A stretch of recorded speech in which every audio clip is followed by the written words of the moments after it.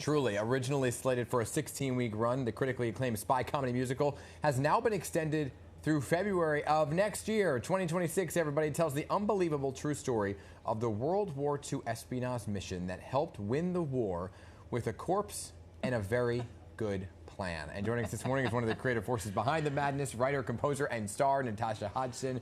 Great to have you here. Hi, thank you so much for having me. That was a great interpretation of it. Yes. Yeah. I'm going to try and remember that. Congratulations on all the success. Operation Mincemeat has just been extended again. You have Tony nominations now for Best Musical. Yeah. Talk about when you had this idea of a show, did you ever believe it would go this far? Absolutely not. God no. It's the first musical I've ever written. The writers, there's 4 of us. We met at university some years ago, and we've been making comedy together for a few years. And as time went on, we noticed that all our friends were getting married and getting houses and getting mortgages, and we were really just making small comedy shows in our garages for our friends. And we thought to ourselves, is there a way that we can like push everything we have, like everything we've learned from our years on the fringe scene? And we've always loved musicals, and we were putting more sort of musical bits into our little comedy shows. And we thought, you know what, one last job, let's give it a go. And we stumbled across this story. I listened to a podcast on Operation Mincemeat, and my head just fell off with how crazy and how funny and how heartwarming this tale was. I couldn't believe it was true. These MI5 agents, you know, a group of essentially 5 people who tried to move the needle of history by tricking Hitler with a kind of silly little plan.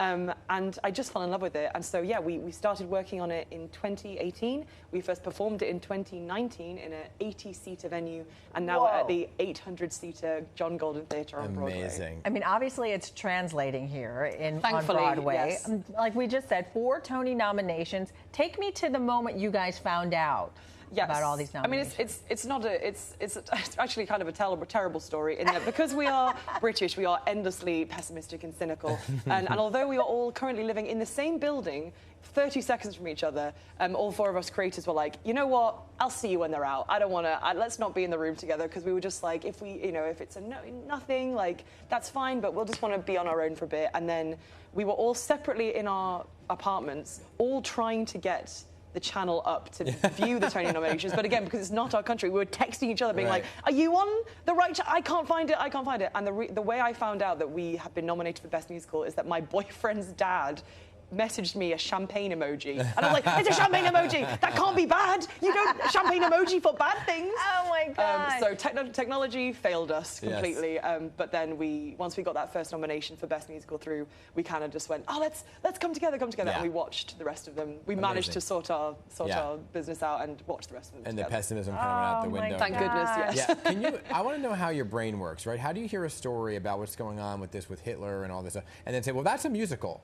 It's a musical comedy, no less. Yeah. Look at Nazis, you think to yourself, that's funny stuff. I think there's something in the British sense of humor that leads to like the macabre anyway. Like we love laughing at the dark stuff. And I think it's for everyone right now, like in the global situation that we're in, being able to laugh at the dark things and laugh at something that scares you, it reduces the power of it. And I think that's always been our philosophy. And I think, honestly, once you learn a bit about this story, you'll have to, you know, come and witness the craziness. Because like it is a crazy story, and there's we play 84 characters between the 5 of us. There's only 5 of us on stage. We cycle through many different characters, but they're all completely real. They really existed, from a crazy coroner who like dances his way around London to an American pilot who crashes into the sea at the worst possible moment. But at the heart, it's 5 people who work together, thinking they would never be remembered, to pull off something absolutely huge. And I think even when we were like coming up with it together, because we felt very much like we are 5 people, or 4 of us, I guess, but 5 of us on stage going, this is an impossible endeavor. Trying to write and make a huge musical is so hard, and we felt very like small. And I think there's something in that story that chimed with us, that felt like, you know what, if they can pull off something crazy like that, maybe we can pull off something crazy like this. You're like the little show that could. Who are the characters that you play then? So my main character is so there's a few, like we mess around with gender in the show, but only insofar as because we think it's fun. So I play Ewan Montague, who is a posh aristocratic man who believes he is God's gift to literally everything. He kind of piles in, but he works with a much nerdier scientist, Charles Chumley. It's his idea, but he doesn't have the confidence to kind of push his idea through. He meets Montague, and Montague's like, guys, we got to do this, let's go. And so between the two of them, they kind of push this crazy plan. The plan itself is to dress up a corpse as an English pilot with fake plans, invasion plans on his person. They're going to chuck him in the sea.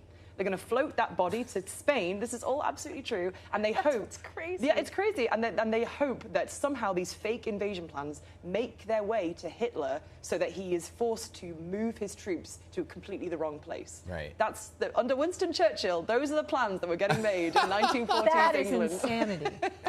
What was the podcast? Do you remember? It was a Stuff You Should Know podcast. Oh, really? Yeah. I was in Norway with my family, and my brother was like, "I've listened to this podcast. I think it should be a musical." And I was like, "Yeah, whatever." I love Stuff You Should Know. And it's great. It's a really good episode. And then off the back of that, my character Ewan Montague had written a book called The Man Who Never Was. Okay. And I read this book by him, and it's such a funny book, so filled. And it's like, isn't that something? It's amazing. And I think because obviously when we look at World War II, it's an event that is so understood and so respected in all of our hearts, and it's so present in our culture in a way that's very important. But I think to have a sort of side of it, which was people being ingenious and coming up with amazing plans and working together, it really felt like there was a lot of joy against all the odds and like audacity. And I think that's the spirit that I think right now all of us could use a bit more of. Awesome. Well, this is definitely a show everyone's got to see. Congratulations. Thank you so much. Awesome. So nice great to meet you guys. We could talk to you forever. Such good stuff. Yeah.